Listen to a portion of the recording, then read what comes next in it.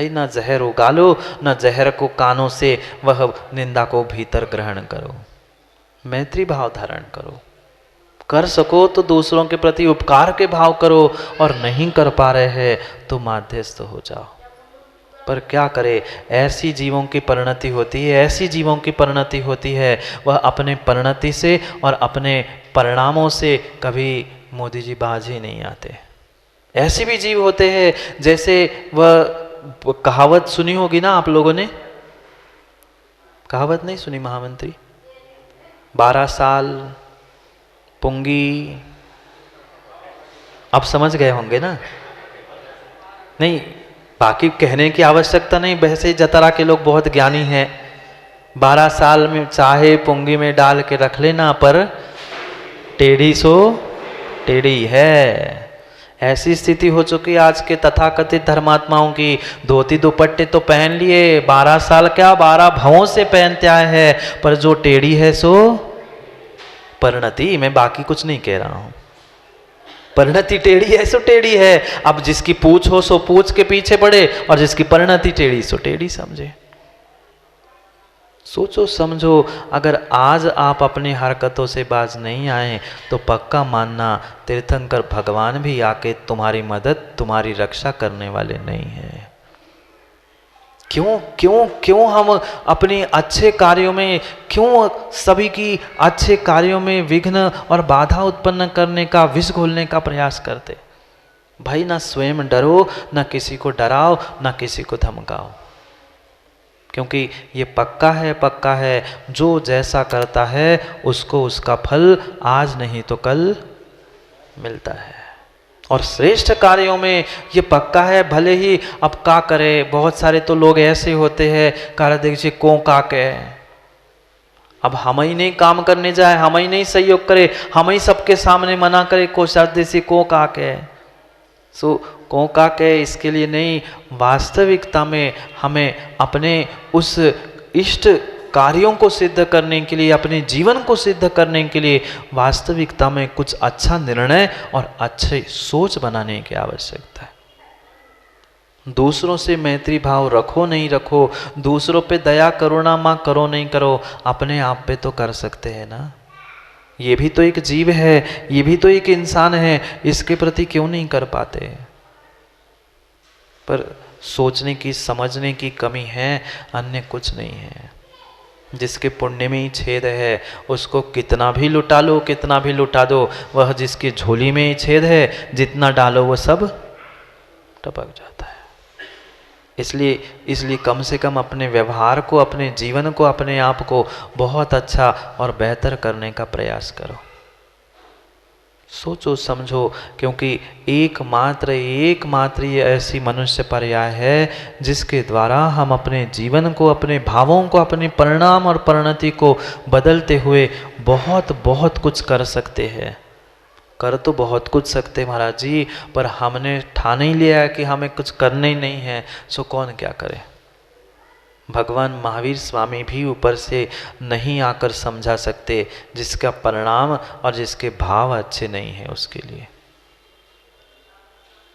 उस परिणति को समझना था कि मुझे अपने जीवन में सब जीवों के प्रति कैसी परिणति रखनी थी। वास्तविकता में हमारे कारण किसी भी जीव को, तिर्यंश हो मनुष्य हो, दुख ना हो, वास्तविकता में वही मैत्री भाव था। क्या ऐसे भाव सभी के प्रति है?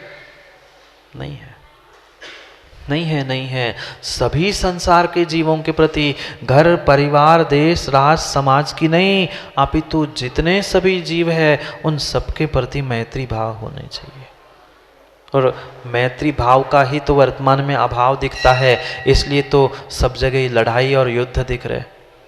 चाहे वह पूरे ब्रह्म विश्व में चलने वाला कौन कौन लड़ रहा है, रसिया और यूक्रेन, चाहे वे यूक्रेन रसिया दोनों का युद्ध हो, चाहे अन्य किसी का भी युद्ध हो, घर समाज का युद्ध हो, युद्ध के पीछे का कारण मात्र मैत्री, प्रेम और वात्सल्य का अभाव है।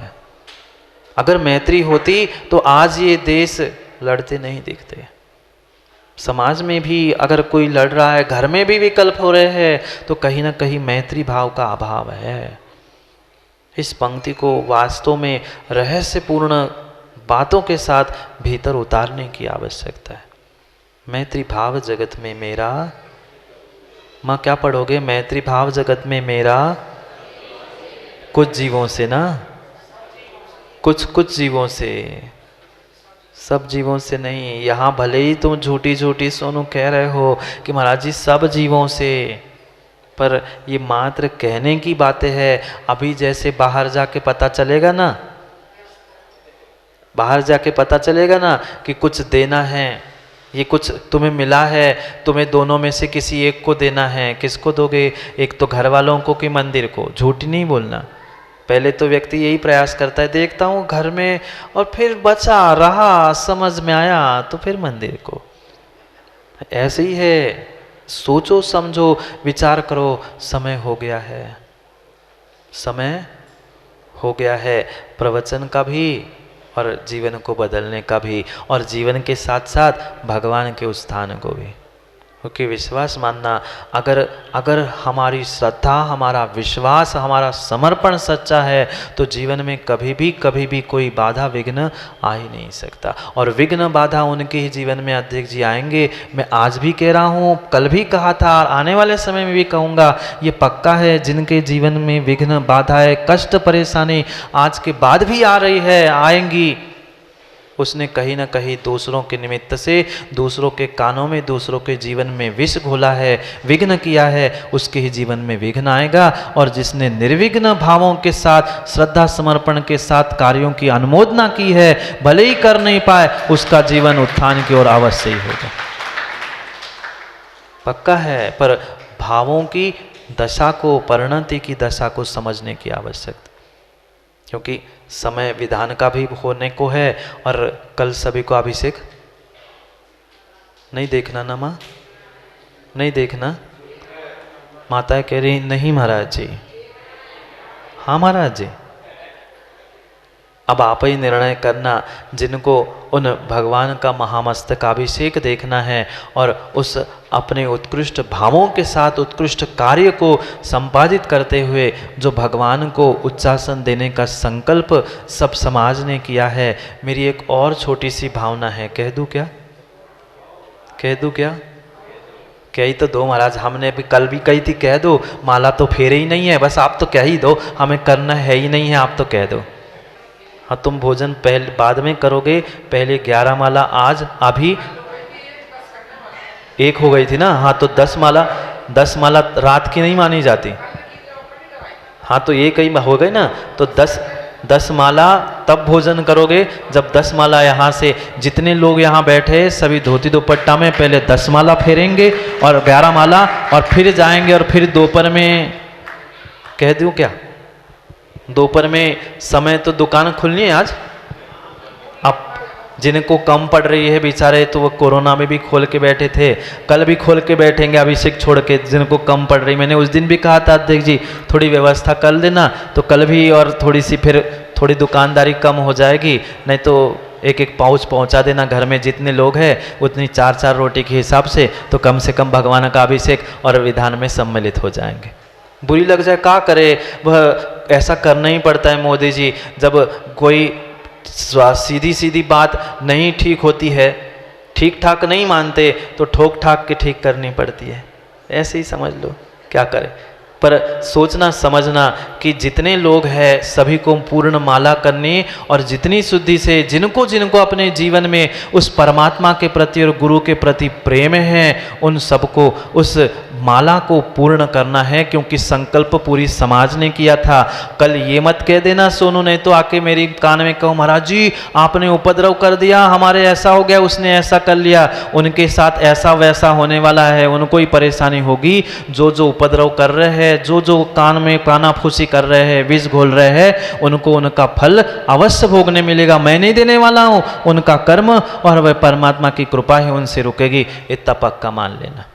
इसलिए कानाफूसी छोड़कर अगर कहना ही है माँ अच्छी बातें दूसरों को कह दो। वो झूठ बोलने वाली डिबिया है ना तुम्हारे पास, मोबाइल, उससे थोड़ा सा एक आध दिन झूठ बोलना, हैप्पी होली कम लिख देना, पर इतना कह दो। जैसे कहते ना बहन होली खेलने बहुत सारे कल युवा खेल रहे थे, जैसे होली खेलने के लिए खींच खींच के लिए प्रथम गेट छत से ऊपर के पकड़ पकड़ के ले आ रहे थे, ऐसे पकड़ पकड़ के दोपहर सब मिलकर हम यहाँ आएंगे और यहीं पर सब मिलकर, आप अगर सब मिल के आएंगे तो सब मिलकर ही हम उस कार्य को, मालाओं को भी संपन्न करेंगे। और एक छोटी सी भावना है, आप लोगों को भक्तांबर की महिमा पता है क्या? ब्याजी नहीं पता? भक्तांबर नहीं पता आपको? भक्तांबर भी नहीं पता? भक्तांबर तो पता है। और भक्तांबर पढ़ने से 48 ताले टूटे थे, मानतुंग स्वामी ने तोड़े थे, ये भी नहीं पता है? ये पता है ना? तो यही तो महिमा है, और क्या महिमा है। और ये साक्षात जब भक्तांबर की और प्रभु की भक्ति की ऐसी महिमा है तो मेरी भावना भी ऐसी है, क्योंकि हम इस जतारा नगर के मंदिर के मूल नायक के लिए उच्च स्थान देने के लिए उनको अस्थाई वेदी पे रख रहे हैं। मेरी भावना है, मैं तो हर समय आता हूँ और अच्छी बात कह जाता हूँ, मानो नहीं मानो, समाज का हित करे नहीं करे आपका विषय है। मैंने वहाँ भी कहा था और यहाँ भी पुनः कह रहा हूँ, जब तक भगवान पुनः मूल वेदी पर नहीं विराजमान होंगे तब तक अखंड भक्तांबर का पाठ होता रहे, अखंड दीप जलते हुए, तो वह अद्भुत कार्य, ऐतिहासिक कार्य तुम्हारे जतारा में अपने आप होगा। ना किसी को डरने की आवश्यकता, ना किसी को कुछ कहने की आवश्यकता, पर समर्पण श्रद्धा भाव के साथ वह भगवान की, भले ही अस्थाई वेदी पर वह भगवान जहाँ विराजमान होंगे उनके ही सामने जब जहाँ जैसा समय मिले, पर अखंड रूप से अगर भक्तांबर का काम होगा तो मोदी जी 5 साल नहीं, फिर तो 1 साल में ही हम पुनः भगवान को अपने उच्च स्थान पर, मूल स्थान पर पहुँचा सकते हैं। वह भावना कितनी कमज़ोर है, कितनी कमज़ोर आप लोगों की भावना है। अगर अच्छा लगा हो तो अनुमोदना करे, और अनुमोदना ही नहीं, उस कार्य को संपन्न करने के लिए उस कार्य को, पर सोनू समय देना पड़े। हमें तो दुकान से गाड़ी भरने से फुर्सत ही नहीं मिला, तो महाराज क्या करें। इधर उधर जो किसी के वह दुकान के बाहर बैठकर जो घंटों घंटों माँ इताएँ उताएँ की खींच लपटा की बात करत ना, तो इतने आके एक आध बार भक्तांबर ही पढ़ लिया करो। अगर वास्तव में ऐसा कार्य होगा तो मात्र ऊपर का ही नहीं, मैं तो कहता हूँ अध्यक्ष जी, वो समय भी निकट आएगा जब हम भौरे को भी और सुंदर रूप प्रदान करें, पर आवश्यकता उस भगवान की भक्ति करने की है। अभी अभी हम मूलाचार में पढ़ रहे थे, स्वाध्याय कर रहे थे, मूलाचार में पढ़ रहे थे बंसल जी, कि वहाँ वह आचार्य भगवान कह रहे हैं, संसार का ऐसा कोई कार्य अशक्य नहीं है जो भगवान की भक्ति से रुकता है। अगर निर्मल भावों से और श्रद्धा से अगर भगवान की भक्ति करो तो जीवन में सभी कार्यों में सफलता होती है। और आपकी सभी की भावना अगर है, माँ है क्या भावना? भक्तांबर पाठ करने की भावना है क्या? दुकानदारों की तो है नहीं महाराज जी। अभी तो 2-3 साल बाद कह दूं, अभी तो महाराज जी 2-3 साल बाद सारंग आने वाले और आप अच्छे विदा रहे हो। सोचो, सारंग उनको ही फलीभूत होगी जो भगवान की भक्ति करते हुए, निर्विघ्न कार्य के लिए सदुपयोग करते हुए, समय की अनुमोदना करते हुए कार्य में संलग्न होगा, उसके लिए ही वो भी सारंग और ये भी होली का रंग काम में आएगा। नहीं तो कोई काम का नहीं, तो सोनू सब धरा का धरा ही रह जाएगा। कई सारे धरे के धरे रह गए, कुछ नहीं कर पाए। क्यों अध्यक्ष जी?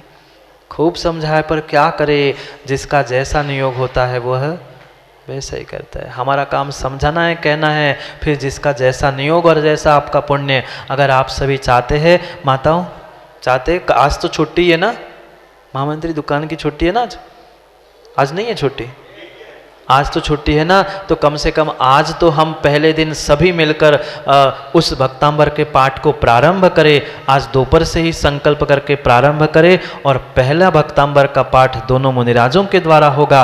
उसके बाद फिर आप सब पाठ करते रहे, क्योंकि सुबह से शीघ्रम, भले ही कल अपन कार्य कर रहे हैं, पर सुबह से शीघ्रम जितना अच्छा जल्दी कार्य, जितना अच्छा पहले हो वह अच्छा होता है। इसलिए सभी भावनाओं को बनाते हुए अपने मन को, क्योंकि ये तो पक्का है जिसके पास धन है वो धन देगा, और जिसके पास धन नहीं है तो कम से कम माताओं समय और अपना मन ही दे दो, वह जीवन क्या, समाज क्या, देश राष्ट्र सब बदल जाएगा। इसलिए श्रद्धा भक्ति के साथ इस बात को अवश्य समझे। दोपहर में नहीं आओगे ना?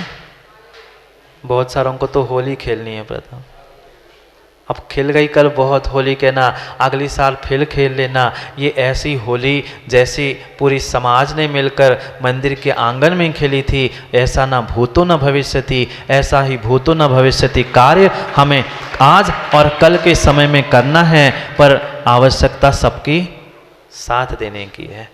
साथ नहीं देंगे तो काम होने वाला नहीं है। ये कार्य किसी 1 2 4 6 10 20 50 या किसी कमेटी का नहीं है, पूरे समाज के वे मूल नायक है। इसलिए वह उत्कृष्ट कार्य करने के लिए उत्कृष्ट भावना हमारी है। फिर कार्य तो आपको करना है क्योंकि आपके भगवान हैं। बहुत सारे लोगों को तो ये विकल्प हो रहा था, महाराज जी ऐसा क्यों वैसा क्यों। अध्यक्ष जी, ना आपके भगवान हम कहीं ले जा रहे हैं, ना भगवान के भक्तों को कहीं ले जा रहे हैं, पर भक्त और भगवान के बीच का जो सेतु थोड़ा सा डिस्टर्ब हो रहा था, उसे और भक्तों को भगवान से और भगवान की कृपा से आपको जोड़ने का प्रयास कर रहे थे। फिर आपकी झोली भरी है सो आप प्राप्त कर लोगे, नहीं तो खाली है सो फिर खाली बैठ जाओगे। इसलिए समझो और सोचो, विचार करो कि हमें उस कार्य को किस तरीके से कितना अच्छा कर सकते हैं, और जितना अच्छे भाव व सामूहिक रूप से एक एक व्यक्ति के होंगे, विश्वास मानना जितने जितने निर्मल भावों से हम कार्य को प्रारंभ करेंगे, उतना ही कार्य शीघ्रता से और उतना ही कार्य सुंदरता से पूर्ण होगा। इसलिए दोपहर में नहीं आओगे ना, जिसका पुण्य होगा वो आएगा, जिसका नहीं होगा वो एक दूसरे के कपड़े, किसी का मुंह काला, किसी का कुछ करते हुए मिल जाए। करेंगे समय पर और बहुत सारी बातों को समय, क्योंकि आज का हो गया है। पुण्य को विधान भी पूरा करना है, कल भी ध्यान रखना पंडित जी। हाँ, अभी यहाँ आपका हवन भी होना है शायद। हाँ, हवन भी होना है और कल भी ध्यान रखना, सुबह उस वेदिका की शुद्धि भी करनी है। कोई आए नहीं आए ऐसा लिखा है आगम ग्रंथों में, कोई सौधर्म भी नहीं मिले, कोई पात्र नहीं मिले, कोई माता अष्टकुमारी कोई नहीं मिले, प्रतिष्ठाचार ही सब कुछ होते हैं। समय पे कोई नहीं आए तो तुम ही काम कर लेना। अगर आपको सौभाग्य लेना है तो समय पे आओ, क्योंकि समय को प्राप्त करना है। सो आज का समय हो गया सबके लिए। हाँ, क्या महाराज जी कह रहे हैं 180 घर की समाज है ना, 150 मान लो, 150 भी माता है, 150 भी घर की समाज मान ले, और प्रत्येक घर से नहीं, एक घर छोड़ के भी एक घर से एक माता पहुंच जाए तो 81 माताएं पहुंच जाए। और माताओं ने ठान लिया तो देश को हिला सकते। क्यों माँ? महिला का नाम ही महिला है, जो महल को हिला दे, पूरी समाज को, पूरी देश को हिला दे। ऐसा अगर हिलाने का, अपने भावों को जगाने का कार्य करे तो अद्भुत कार्य हमारे इस जतारा नगर में होगा।